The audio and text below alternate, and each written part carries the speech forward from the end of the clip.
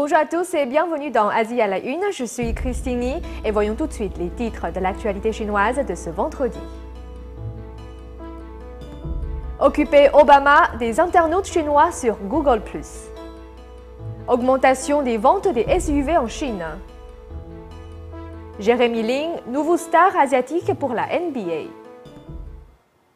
Le réseau social Google+ est généralement bloqué en Chine, mais depuis la semaine dernière, ses services sont de nouveau accessibles. Un grand nombre d'internautes chinois en ont profité pour visiter la page de profil du président américain Barack Obama et lui laisser des messages.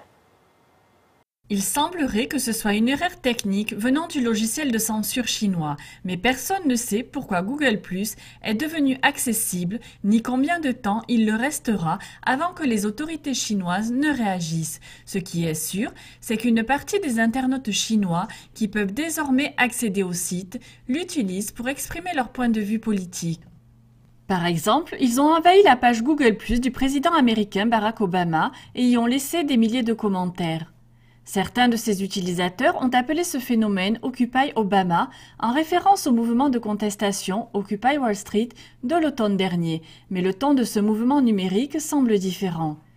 Bien que certains internautes chinois aient exprimé des critiques envers les États-Unis, la plupart en ont simplement profité pour exprimer leur mécontentement envers le régime communiste chinois ou encore leur avis sur la politique en général. Un des utilisateurs, nommé Jiang Mian, a commenté « Monsieur le Président, nous voulons la liberté américaine ».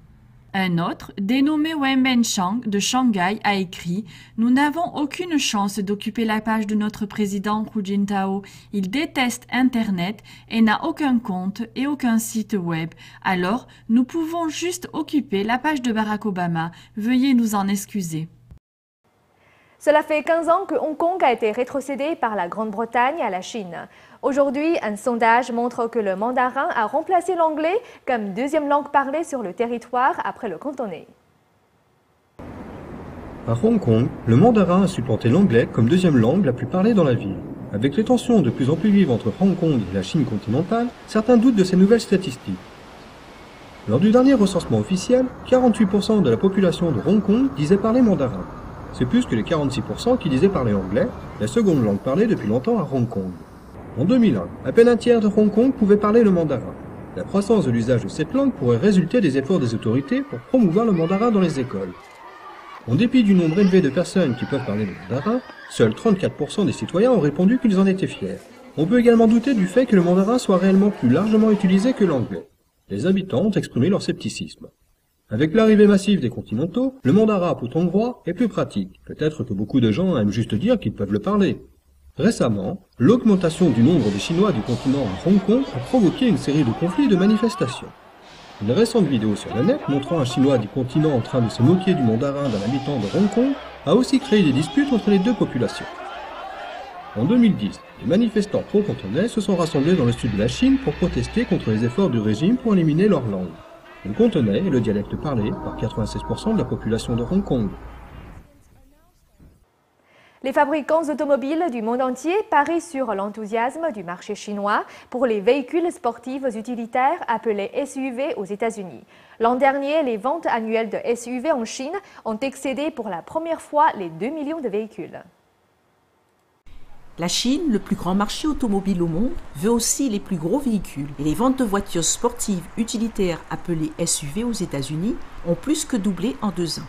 En 2011, les consommateurs chinois ont acheté 2,1 millions de SUV, soit 25% de plus qu'en 2010. Loin de l'arrière-pays montagneux, les SUV de toutes formes et de toutes tailles sont très fréquentes dans les villes bondées comme Pékin, où les citadins, voulant faire respecter leur statut, préfèrent regarder le trafic de haut. Mercedes-Benz rafle tous les bénéfices avec 54 000 SUV vendus dans le pays en 2011.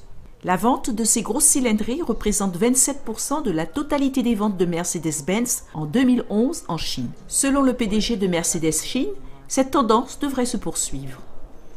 I would assume that this trend will continue. I cannot Je dirais que cette tendance va continuer. Je ne vois pas cela s'arrêter. Je dirais que pour les 10 prochaines années, et en particulier pour les véhicules de luxe, ce sera très intéressant. Nous pouvons voir par exemple que beaucoup de nos clients de SUV ont 3 voitures dans leur garage. Peut-être qu'ils ont une première berline et maintenant ils achètent des SUV. Ensuite, nous voyons de plus en plus de femmes acheter des SUV.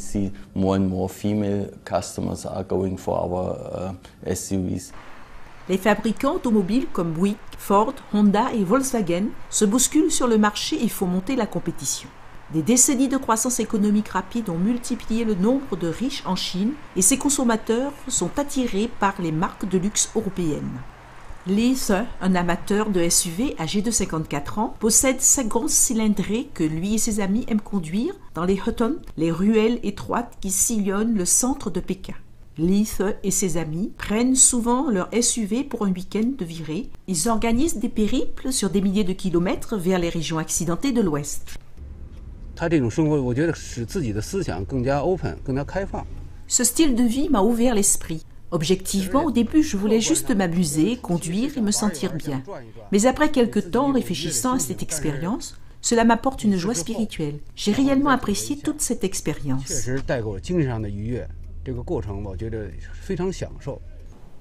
Selon les chiffres officiels, le nombre de voitures en Chine a dépassé 100 millions en septembre dernier. Les routes des grandes villes étant déjà chargées, les citadins aisés apprécieront leur SUV pour aller prendre l'air à la campagne. Ces dernières semaines, la nouvelle star du NBA, Jeremy Lin, a été au centre des discussions dans le monde du basket américain. Et dans le monde des affaires, les autorités sportives et les investisseurs voient dans le jeune joueur sino-américain l'espoir de faire grandir la popularité du basket en Asie. Jeremy Lin est né aux États-Unis, mais il se différencie des autres joueurs de la NBA par ses origines taïwanaises. La plupart des joueurs de basket américains sont généralement afro-américains ou caucasiens. Et comme pour toutes les pratiques sportives émergentes, Jeremy Lin a représenté rapidement un potentiel exceptionnel, à la fois pour les médias liés à la NBA et les entrepreneurs sur le marché du sport. Ses origines chinoises représentent un élément clé du phénomène Lin. Jeremy a apporté une nouvelle vague de fans de basket. Je pense que nos partenaires présents et potentiels ont vu cela et comprennent que le basket est très populaire et le deviendra encore davantage. Ils ont grand intérêt à s'associer avec la NBA. Selon Scott Levy, le phénomène Jeremy Lin plaît à toute l'Asie et pas seulement à la Chine. De nombreuses chaînes de télévision en Thaïlande, en Malaisie, à Singapour et aux Philippines essaient d'obtenir des droits de diffusion pour les matchs joués par Jeremy Lin avec les New York Knicks. Pourtant, en Chine continentale, le plus grand marché cible de la NBA, la question n'est pas l'étendue de la gloire du Jeremy Lin, mais le nombre de supporters que les autorités politiques toléreront. Bien que Lin soit déjà très populaire en Chine, la diffusion de certains de ses matchs a été censurée à cause de l'apparition de drapeaux taïwanais dans les gradins. Certains pensent aussi que la foi chrétienne et la citoyenneté américaine de la star du basket font hésiter le Parti communiste à le désigner comme représentant du peuple chinois. Voilà donc pour ce journal. Merci beaucoup de votre fidélité. De la part de toute l'équipe d'Asie à la Une, je vous souhaite un excellent week-end. À lundi prochain.